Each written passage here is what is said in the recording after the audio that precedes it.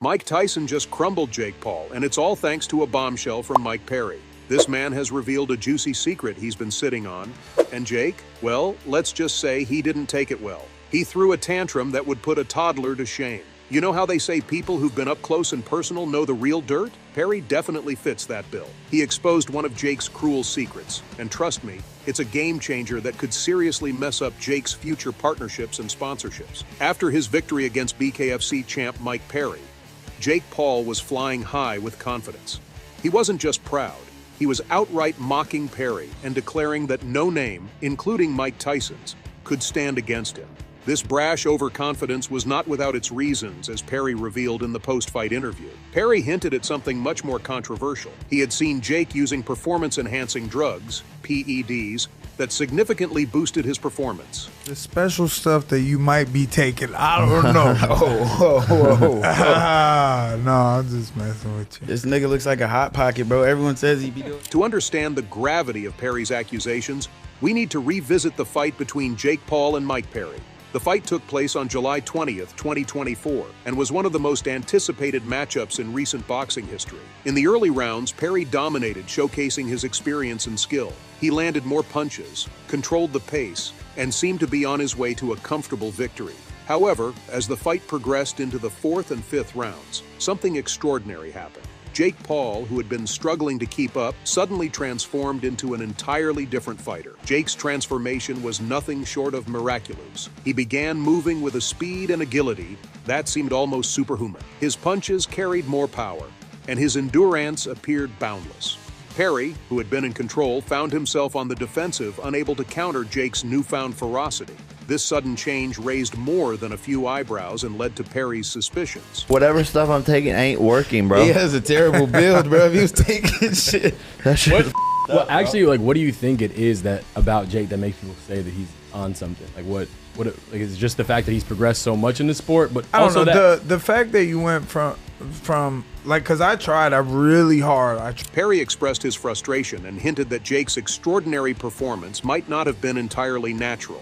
According to Perry, Jake's transformation in the middle of the fight was suspiciously timed. Perry mentioned that he had noticed Jake drinking something unusual during the fight, which seemed to coincide with his sudden boost in performance. This observation led Perry to speculate that Jake might have been using PEDs. Performance-enhancing drugs in boxing are a serious issue. They can provide fighters with an unfair advantage by increasing their strength, speed, and endurance. The use of PEDs is strictly regulated and can lead to severe consequences if a fighter is caught. Perry's allegations were not just a slight against Jake's victory. They were a direct challenge to the legitimacy of his performance and his career. The incident with Mike Perry set the stage for an even bigger showdown. Enter Mike Tyson, one of the most legendary names in boxing history. Tyson, known for his ferocity, power, and mind games, is a fighter who commands respect and fear in equal measure. His decision to step into the ring with Jake Paul on November 15, 2024, added a new level of excitement and anticipation to the boxing world. Same fate. I'm gonna knock out Jake Paul. Tyson's entry into the fray was not just about proving his prowess. It was about defending the integrity of the sport. The fight between Jake Paul and Mike Tyson was more than just a contest of strength and skill. It was a battle between the old guard and the new, a clash of boxing philosophies and a test of legitimacy. Jake Paul, with his brash personality and controversial rise, represented a new era of boxing where entertainment often took precedence over tradition. His confidence, however, was now overshadowed by the allegations of PED use. Tyson, on the other hand, was seen as a defender of the sport's honor. He had nothing to prove in terms of his legacy, but much to uphold in terms of the sport's values. But Mike Tyson isn't the kind of guy who just lets allegations slide. Sure, the boxing world is full of wild rumors and false news, but Tyson? He's got a nose for the real deal. He didn't just accept a fight with Jake Paul, he threw down a challenge that sent shockwaves through the boxing scene. On July 25, 2024, Tyson upped the ante with 2 new rules for their big showdown, rules that were designed to shake things up. First up, Tyson introduced a random steroid test for Jake Paul. This wasn't your usual scheduled test that you can see coming a mile away. Nope, This one could happen any time between Tyson's announcement on July 25th and the fight on November 15th, 2024. It was all about catching any funny business off guard. This unpredictability meant Jake couldn't plan his PED use to dodge detection. Tyson is all about a clean sport. He's seen firsthand how PEDs can mess up boxing's reputation, so this random test was a no-brainer. Inspired by the rigorous USADA protocols in the UFC, this rule aimed to make sure the fight was fair and square. The shadow of PEDs has been hanging over Jake ever since Mike Perry's post-fight bombshell, and Tyson wasn't about to let that slide. He wanted to clear the air and ensure a legit contest. Trust me, there are probably a million questions bouncing around in your head right now. In the crazy, high-stakes world of professional boxing, the temptation to use performance-enhancing drugs, PEDs, is sky high. I mean, who wouldn't want that extra boost of strength, speed, and endurance? But with all the rigorous testing protocols, athletes have gotten pretty sneaky with dodging these tests. And that's exactly why Mike Tyson's insistence on random steroid testing for his fight with Jake Paul is such a game changer. Athletes have all sorts of tricks up their sleeves to evade detection. One of the most common methods? Using masking agents. These are substances designed to hide the presence of PEDs in the system. Diuretics are a classic example. They make you pee like a racehorse, diluting the concentration of drugs in your urine. Remember UFC fighter Anderson Silva? Back in 2015, he tested positive for a diuretic called hydrochlorothiazide, which is used to mask steroids like drostanolone and androsterone. And diuretics are just one part of the story. Tyson's random steroid test rule ensures the fight with Jake Paul isn't just a spectacle, but a legitimate contest of skill, endurance, and strategy.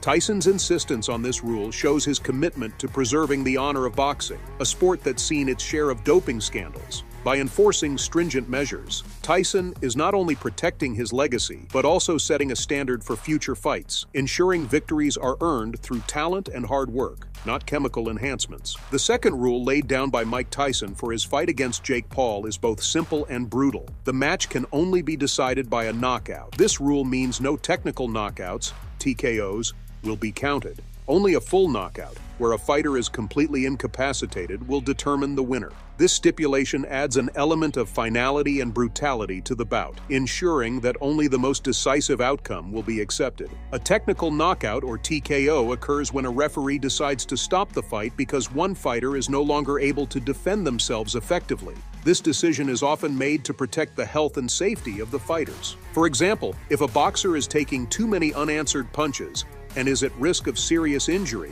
the referee will stop the fight, resulting in a TKO. This type of stoppage acknowledges the dominance of one fighter while prioritizing the safety of the other. In contrast, a full knockout leaves no room for ambiguity. A knockout, KO, happens when a fighter is hit with such force that they are rendered unconscious or otherwise unable to continue fight. This means they cannot stand up or respond to the referee's count of 10. A knockout is the ultimate display of power and precision, a clear and unequivocal end to the contest. The defeated fighter is left on the canvas, unable to rise, and the victor's dominance is undeniable.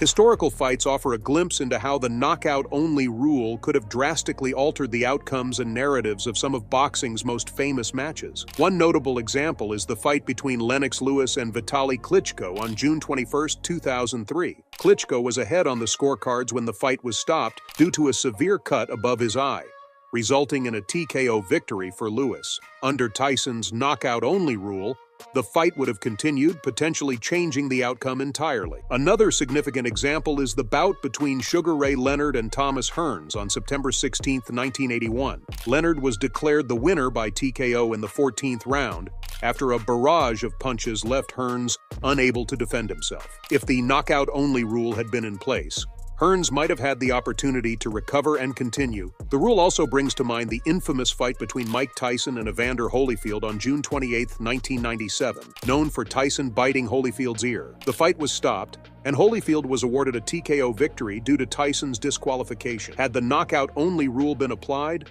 the fight would have had to continue until one fighter was completely knocked out, potentially resulting in an even more brutal and decisive conclusion. This rule undeniably favors fighters with raw power and endurance. For Mike Tyson, known for his devastating knockout power, this stipulation plays directly into his strengths. Tyson's career is filled with highlight reel knockouts, such as his 1988 destruction of Michael Spinks in just 91 seconds, and his brutal KO of Trevor Berbick in 1986, to become the youngest heavyweight champion in history. Tyson's ability to deliver fight-ending punches with unparalleled speed and force makes him a formidable opponent under these rules. The brutality of the knockout-only rule cannot be overstated. It eliminates the possibility of a fight being stopped early, ensuring that both fighters must push themselves to their absolute limits. The rule demands that they engage in a war of attrition, where only the fighter who can outlast and overpower their opponent will emerge victorious. This makes the bout not just a test of skill, but a grueling endurance contest.